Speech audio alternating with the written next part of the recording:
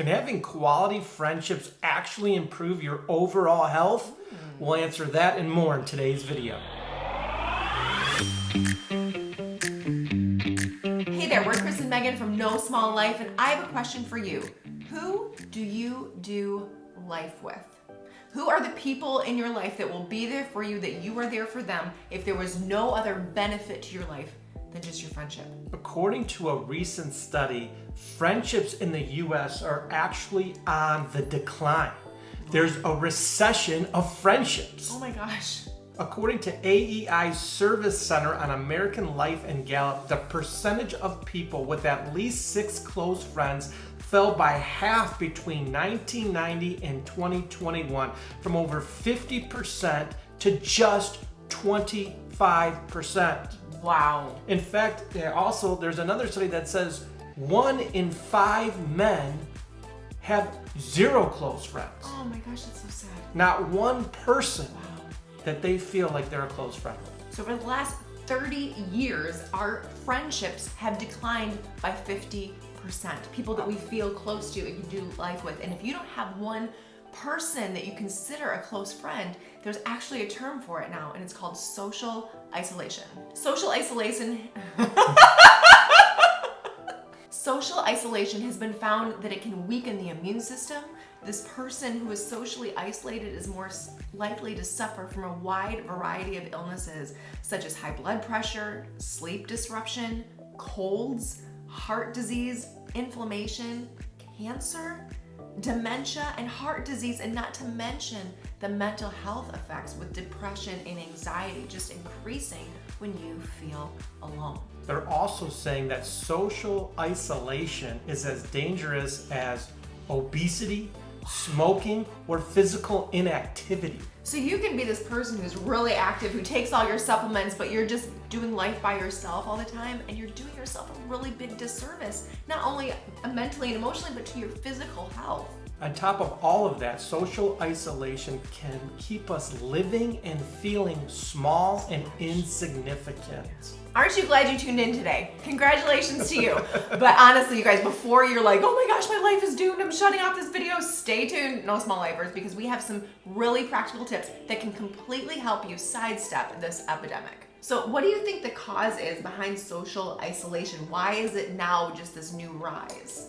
Yeah, well, I think it started with the pandemic. Yeah, for sure. People working from home and not interacting with others as much, and kind of got used to that habit. Right. I don't go to work. I don't really talk to or Interact. socialize with as many people. I just stay home in my pajamas and do my work. And log on, right, yeah. I also think there's just a lot more opportunity for online careers or for sure. things that you do by yourself, like DoorDash and different things. Right. You don't have to interact with a lot of people. There's more options. Also, I think more people are just selfish in general. I mean, we're the selfie generation, right? Yeah. We're all about self, and people have gone from being like quality friendships and relationships to being numbers and followers. Wow. And I need more people to have more influence. And so we've gotten used to using people for what they can bring to us instead of being there for them. Males are also taught from a young age, hey, don't be vulnerable, never let them see you sweat. And so we have a hard time opening up to other people. Yeah, and I think that can be why that statistic earlier about men only having, 1 in 5 men only have a good friend. That They don't have any friends. Right, I'm sorry, you're right. They don't have any friends. Whereas females, like, maybe they have a friend, but honestly, like, in unhealthy relationship with females, there's just a lot of competition. Yes. We can see women as a threat, right? A constant comparison instead of just accepting and celebrating and spurring each other on. There's this whole hashtag movement called sisterhood over competition. I love that. I love it too. It's powerful, and it's really seeing like, hey, we're all in this together. I'm on your team. You're not a threat to me. Your success does not impede my success. Your beauty, your home, whatever it is. There's no competition here, right? Like, we're all in this together, and that shift alone helps kind of foray you into a healthier relationship. Foray? Foray. Is that a real word? On top of that, life is just challenging, right? Yeah, times, for sure. Challenging times, and we're busy. You're working, maybe you're caring for parents or littles or both, right? You feel just kind of stretched thin, and that can really affect how isolated you are, how much you feel like I just can't give myself to a relationship, another person, a friendship right now. Here's the good news. Here's the thing. We need quality friendships in our life. Yes. It provides benefits to our health. Yep. It provides benefits to others. We were meant to be in relationship with each other. That's why restaurants are packed during happy hour, right? People are longing for a social connection at the end of the day before just going home. Right. Could mean we have a huge problem with alcohol in our country, but that's not the point. The point of this is people want to, if they're going to do that, they want to do it together. Right. It's also why you see coffee shops so packed now during the day. A lot of us are working from home, myself included, but I rarely work from my house, right? I love to be out and around people. Maybe I have my headphones in. Maybe I'm not really communicating with that person, but there's people, there's life going on. And guys, coffee shops are packed. They are packed every single time I'm in there. Shared workspaces are popping up everywhere. People want to collaborate with other humans, even business owners. They want to be in a space where other people are. Right. Even introverts. Maybe you're introvert and you're saying, hey, I don't like the crowd. Right. The truth is, though, even introverts will tell you, I do want to connect on a deep level with 2 or 3 of my closest friends sometime throughout the week. The point is, we were wired for connection. You were wired for connection. So how, right? How do we actually get some quality friendships in our life and really foster those friendships? First, I think we need to get out of our comfort zone a little bit and grow. I'll never forget my sister-in-law. When she was a kid, she was so shy. Megan's little sister. She was so shy. In fact, her mom would even have to order for her at our restaurant because she was that shy.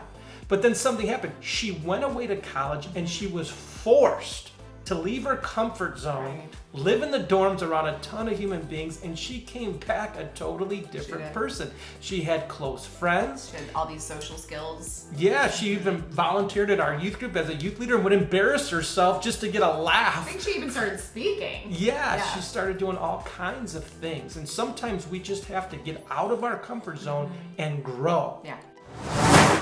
Be proactive about developing friendships. I want you to think about, where can I put myself in a situation that I'm going to find some like-minded people. Right? Yeah. So whether that is a church group, you have that same faith base. Maybe it's joining some kind of sports league, like golf league, a volleyball league, right? That's so true, because like golf, I play golf. Sure.